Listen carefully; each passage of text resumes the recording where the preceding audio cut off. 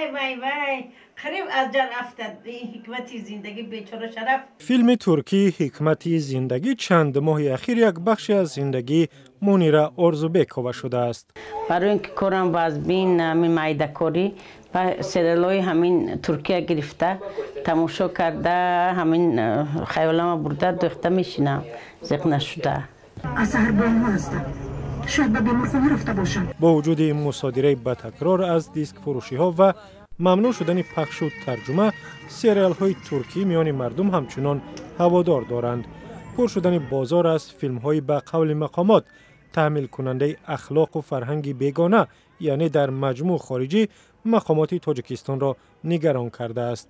کمیته رادیو و تلویزیون تاجیکستان با تأسیس تلویزیون سینما و نمایش فیلم های تاجیکی می خواهد فرهنگ و سینمای اصیل ملی را در کشور رشد دهد. به اطلاع مسئولین کمیته رادیو و تلویزیون تاجیک، برای پر کردن افیر این تلویزیون آنها مواد کافی دارند. در اول کار تلویزیون از فیلم های پیشین از بایگانی سینمای کشور استفاده خواهند کرد. شاید همین تلویزیون پیدایش همین تلویزیون با پیشرفت ساحه سینما و سینماآفرینی در کشور یک تکان جدی بخشد. برای این خاطر من توانیم دستگیری میکنیم، کمک میکنیم برای آینده که همین تلویزیون رشد یابد، رونق یابد، پیش رود و برای ترغیب سینمای وطنی یک سهم گذارد.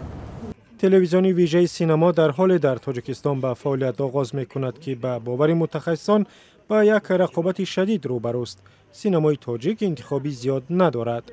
میخواستم فیلم های خوشدامن سالی مایه صدبه، صدبرگ سیاه، همین فیلم ها باشن طریق تلویزیون تماشا کنیم. هم کانال پیدا شود در همین تاجیکستان که بگذار همین کینوهای یا اینکه فیلم های تاجیکی تاریخ خلق تاجیک بیاموزند، تاریخ خلق تاجیک نشون بدهند.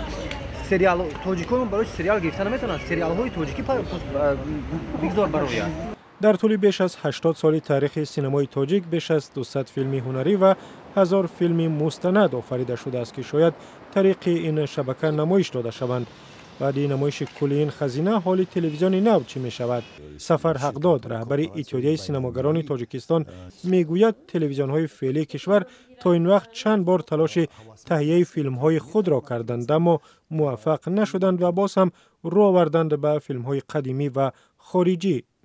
آیا این کانال در مدت کوتاه می تواند که چنین متخصصانی را جمع کند که فضای این کانال نوی تلویزیونی را پورا گردانده تواند؟